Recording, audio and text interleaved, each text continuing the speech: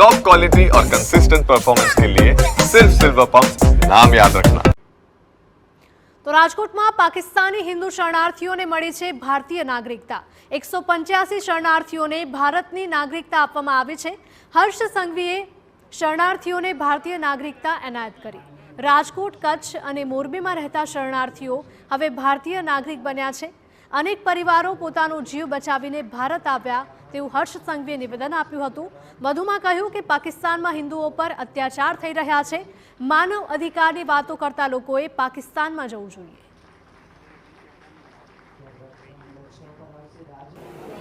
185 લોકો આજે ભારતીય નાગરિક બન્યા છે।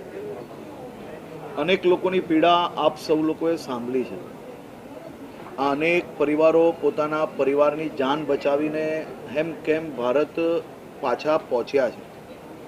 પોતાની જન્મભૂમિ છોડીને આવવું પડ્યું, પોતાની મિલકતો છોડીને આવવું પડ્યું, ઘર કારોબાર બધું છોડીને પોતાના પરિવારોની જાન બચાવીને ભારતમાં આવવું